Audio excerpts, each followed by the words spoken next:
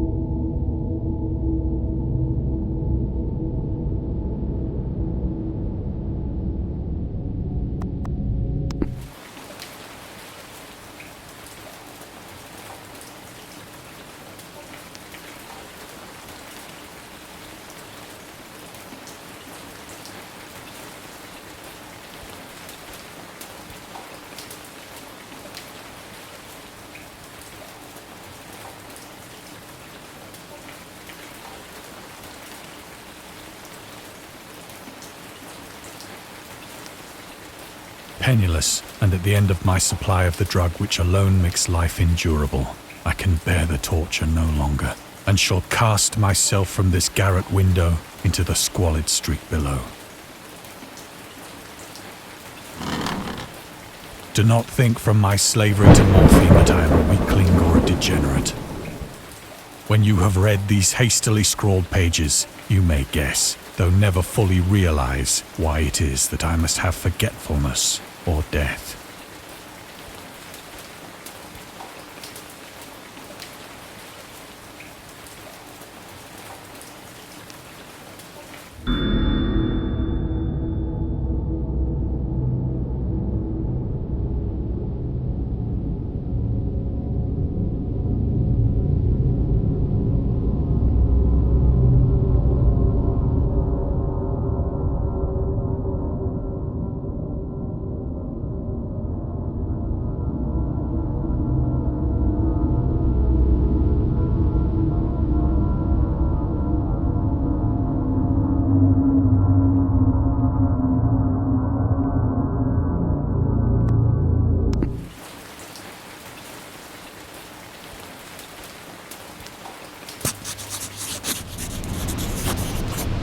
It was in one of the most open and least frequented parts of the broad Pacific that the packet of which I was supercargo fell a victim to the German sea raider.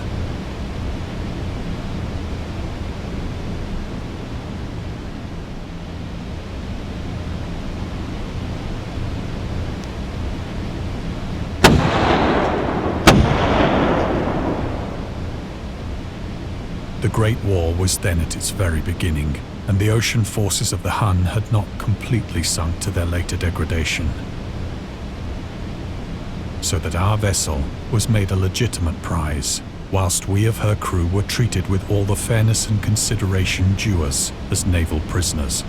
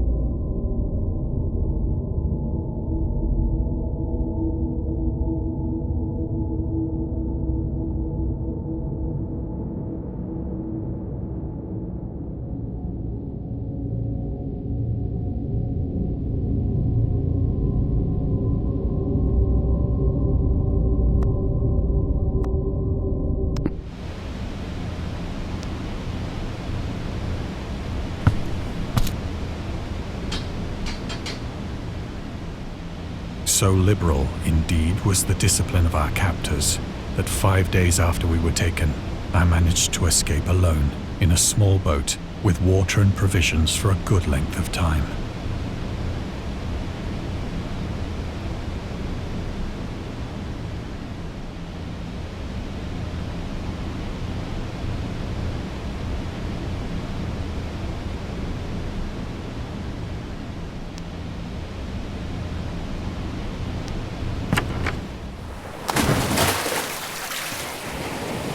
When I finally found myself adrift and free, I had but little idea of my surroundings.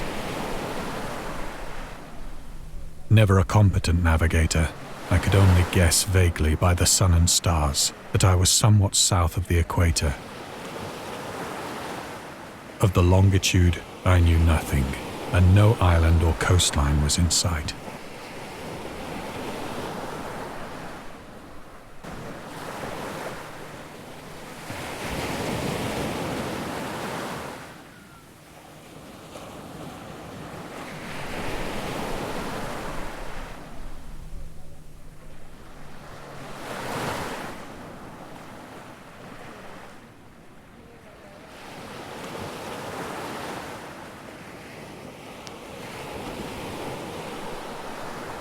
The weather kept fair, and for uncounted days I drifted aimlessly beneath the scorching sun, waiting either for some passing ship or to be cast on the shores of some habitable land.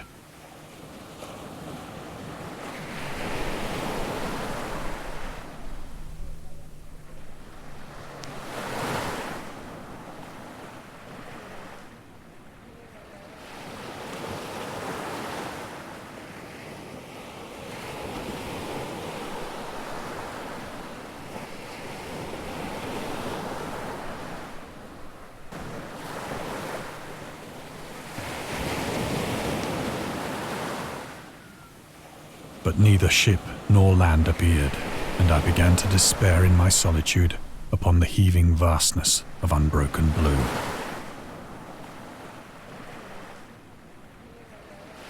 The change happened whilst I slept.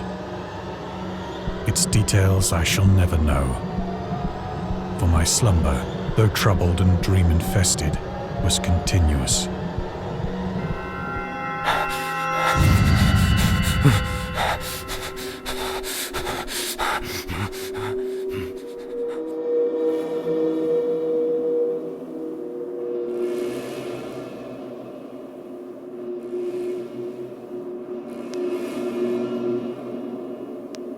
When at last I awoke, it was to discover myself half sucked into a slimy expanse of hellish black mire, which extended about me in monotonous undulations as far as I could see, and in which my boat lay grounded some distance away. Though one might well imagine that my first sensation would be of wonder at so prodigious and unexpected a transformation of scenery, I was in reality more horrified than astonished. For there was in the air and in the rotting soil a sinister quality which chilled me to the very core. The region was putrid with the carcasses of decaying fish and of other less describable things which I saw protruding from the nasty mud of the unending plain. Perhaps I should not hope to convey in mere words the unutterable hideousness that can dwell in absolute silence and barren immensity. There was nothing within hearing and nothing in sight save a vast reach of black slime, yet the very completeness of the stillness and the homogeneity of the landscape oppressed me with a nauseating fear. The sun was blazing down from a sky which seemed to me almost black in its cloudless cruelty, as though reflecting the inky marsh beneath my feet.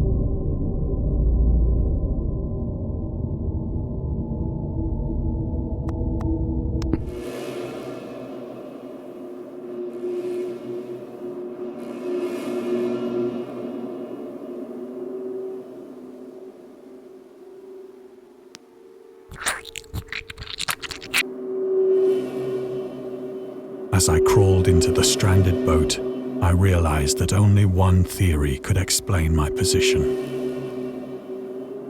Through some unprecedented volcanic upheaval, a portion of the ocean floor must have been thrown to the surface, exposing regions for which innumerable millions of years had lain hidden under unfathomable watery depths. So great was the extent of the new land which had risen beneath me that I could not detect the faintest noise of the surging ocean, straining my ears as I might. Nor were there any seafowl to prey upon the dead things.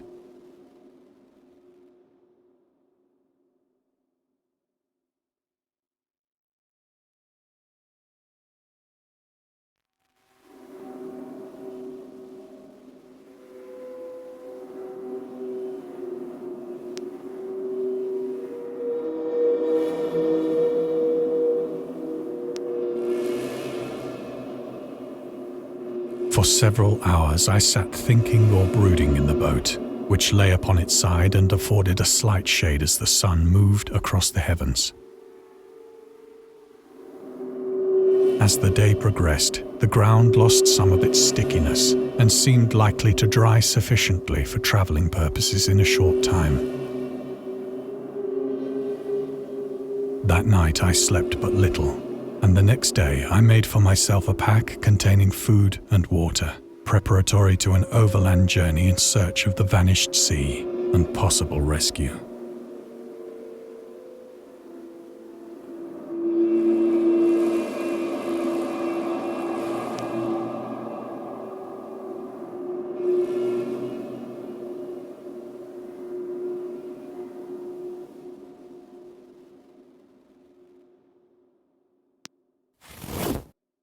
On the third morning, I found the soil dry enough to walk upon with ease. The odor of the fish was maddening, but I was too much concerned with graver things to mind so slight an evil, and set out boldly for an unknown goal.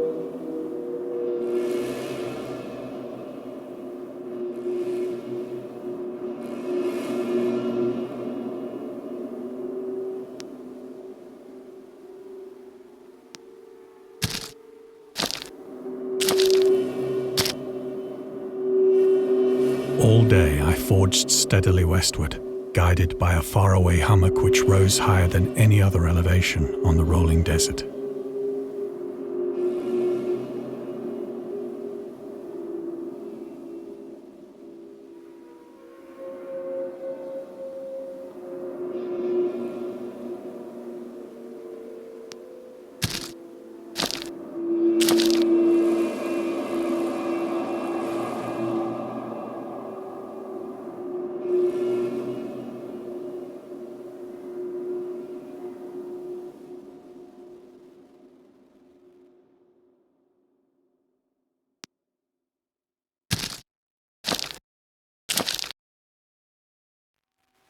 That night I encamped, and on the following day still travelled toward the hummock, though that object seemed scarcely nearer than when I had first espied it.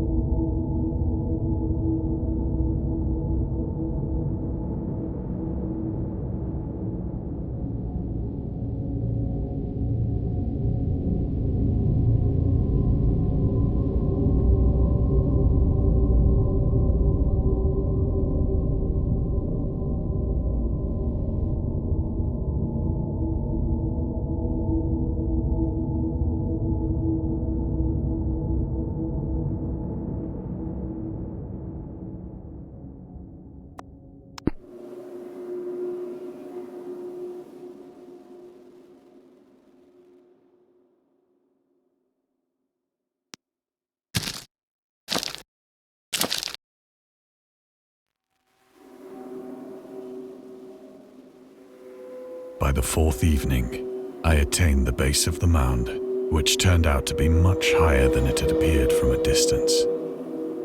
an intervening valley setting it out in sharper relief from the general surface.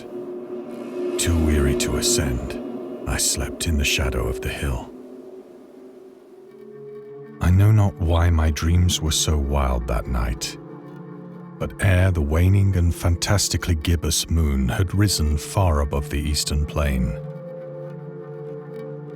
I was awake in a cold perspiration, determined to sleep no more. Such visions as I had experienced were too much for me to endure again, and in the glow of the moon I saw how unwise I had been to travel by day. Without the glare of the parching sun, my journey would have cost me less energy. Indeed, I now felt quite able to perform the ascent which had deterred me at sunset. Picking up my pack, I started for the crest of the eminence.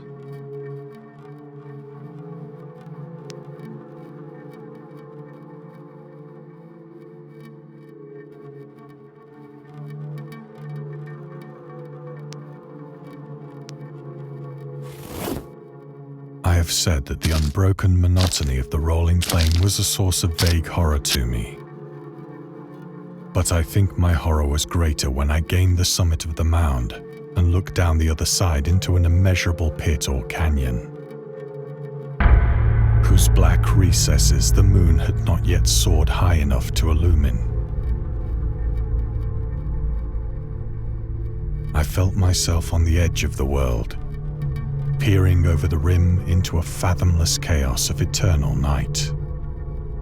Through my terror ran curious reminiscences of Paradise Lost, and of Satan's hideous climb through the unfashioned realms of darkness.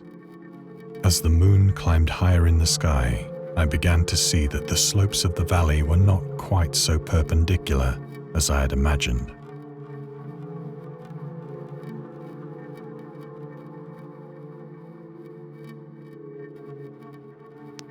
Ledges and outcroppings of rock afforded fairly easy footholds for a descent, whilst after a drop of only a few hundred feet, the declivity became very gradual.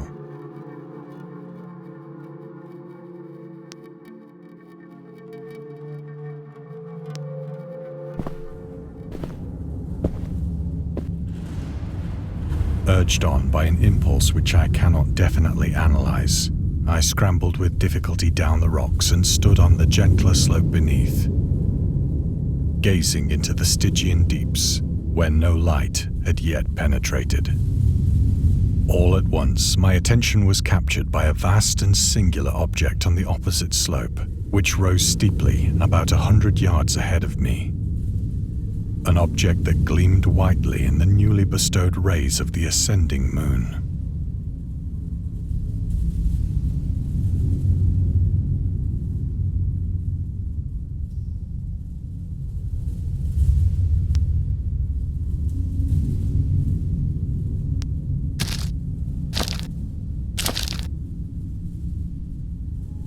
That it was merely a gigantic piece of stone, I soon assured myself. But I was conscious of a distinct impression that its contour and position were not altogether the work of nature. A closer scrutiny filled me with sensations I cannot express.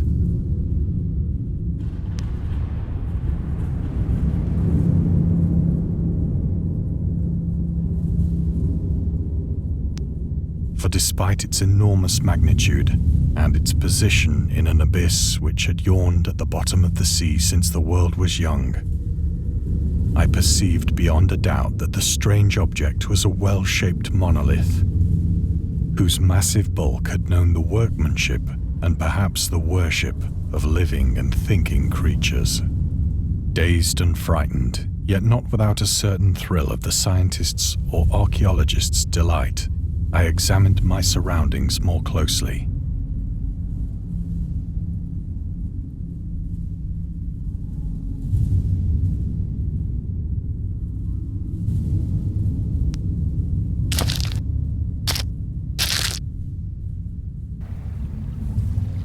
The moon, now near the zenith, shone weirdly and vividly above the towering steeps that hemmed in the chasm. and revealed the fact that a far-flung body of water flowed at the bottom, winding out of sight in both directions and almost lapping my feet as I stood on the slope. Across the chasm, the wavelets washed the base of the Cyclopean monolith, on whose surface I could now trace both inscriptions and crude sculptures.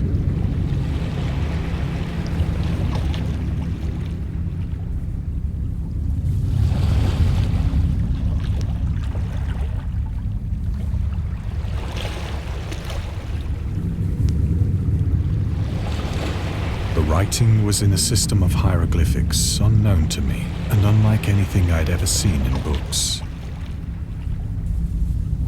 consisting for the most part of conventionalized aquatic symbols such as fishes, eels, octopi, crustaceans, mollusks, whales, and the like. Several characters obviously represented marine things which are unknown to the modern world.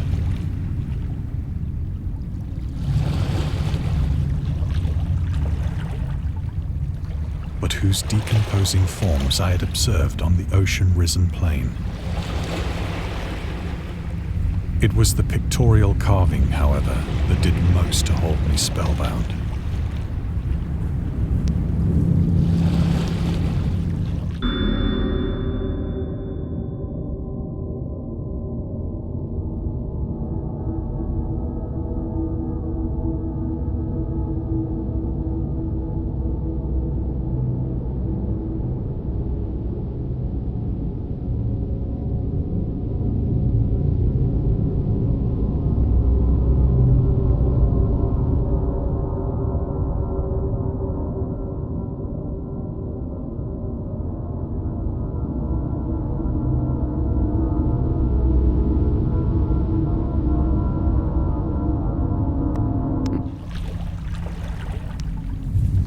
Plainly visible across the intervening water on account of their enormous size were an array of bas-reliefs whose subjects would have excited the envy of a doré.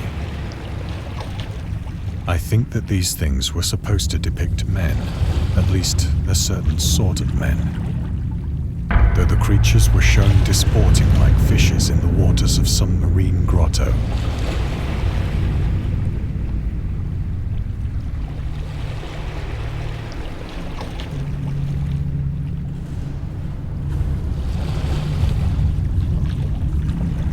Or paying homage at some monolithic shrine which appeared to be under the waves as well.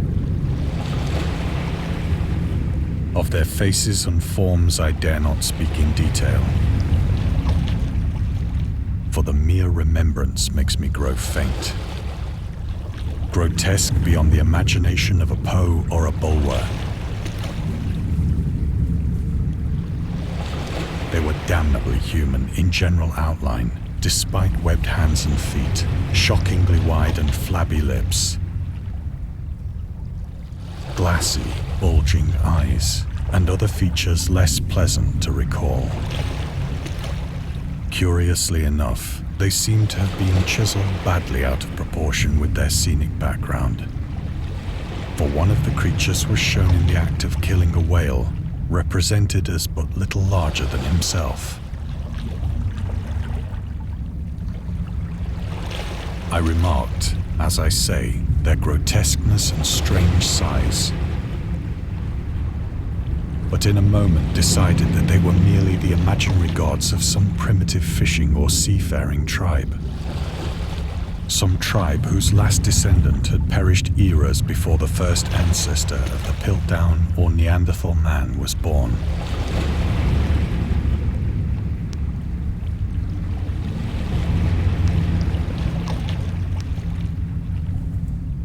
Awestruck at this unexpected glimpse into a past beyond the conception of the most daring anthropologist, I stood musing whilst the moon cast queer reflections on the silent channel before me.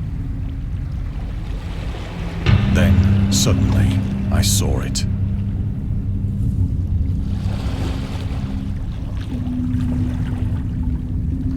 With only a slight churning to mark its rise to the surface, the thing slid into view above the dark waters.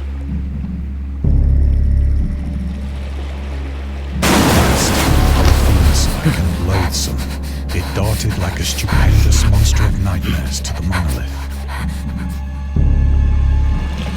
about which it flung its gigantic scaly arms, the while it bowed its hideous head and gave vent to certain measured sounds.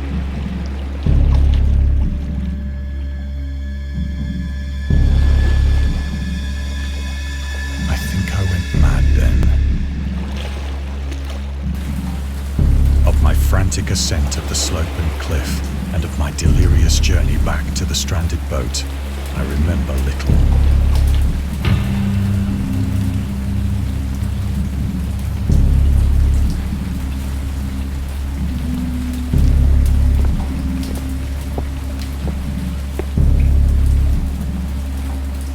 I believe I sang a great deal and laughed oddly when I was unable to sing.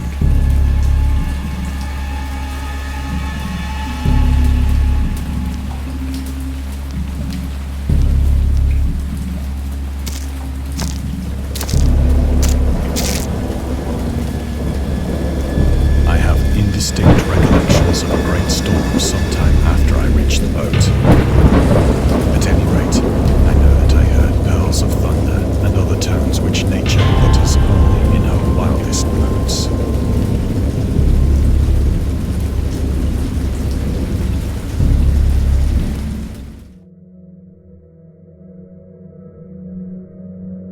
When I came out of the shadows, I was in a San Francisco hospital, brought thither by the captain of the American ship which had picked up my boat in mid-ocean. In my delirium, I had said much, but found that my words had been given scant attention. Of any land upheaval in the Pacific, my rescuers knew nothing. Nor did I deem it necessary to insist upon a thing which I knew they could not believe.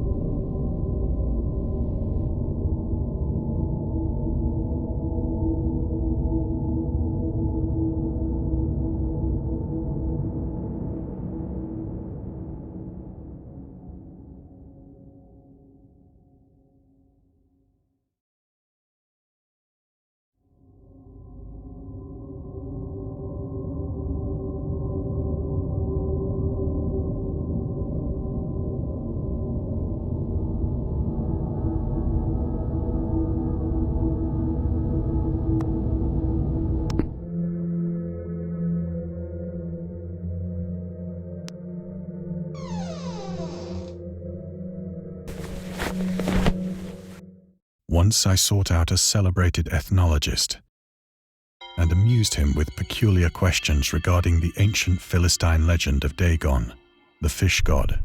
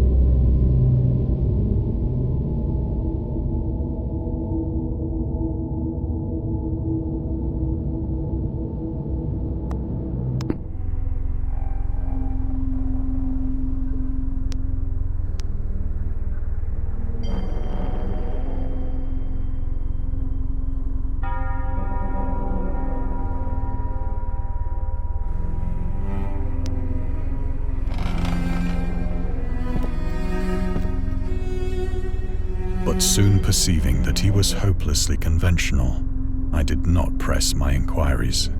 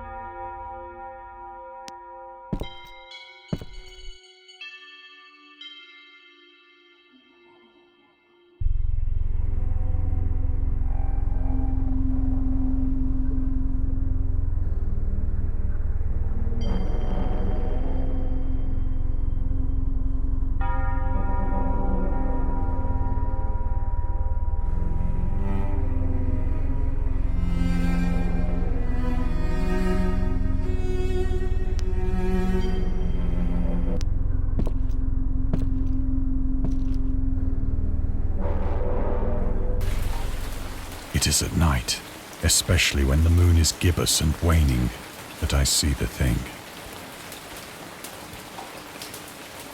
I tried morphine, but the drug has given only transient surcease and has drawn me into its clutches as a hopeless slave. So now I am to end it all, having written a full account for the information or the contemptuous amusement of my fellow men.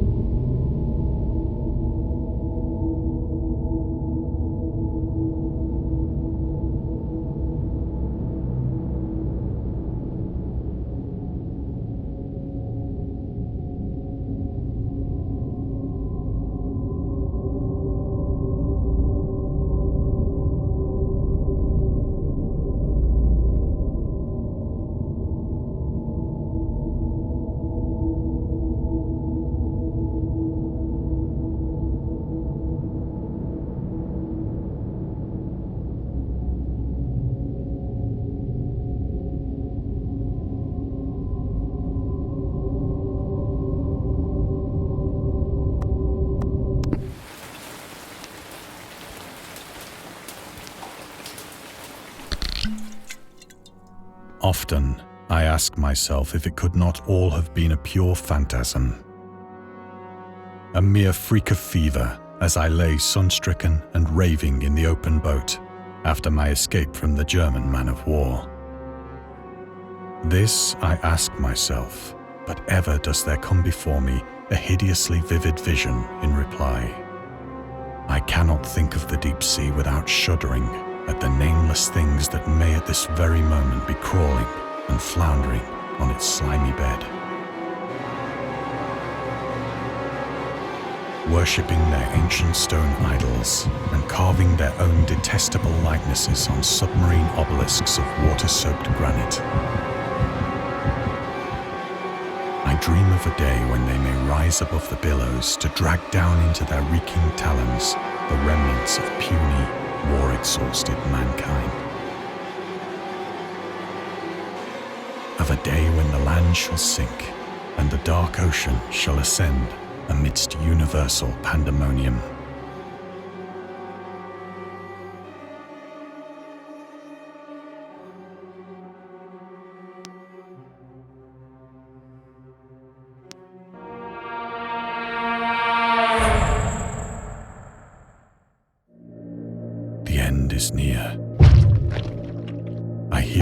close at the door, as of some immense slippery body lumbering against it.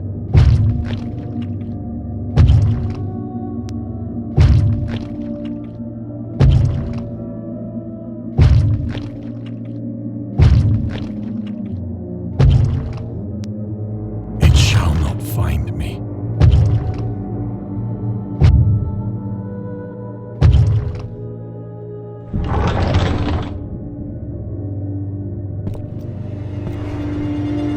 God, that hand!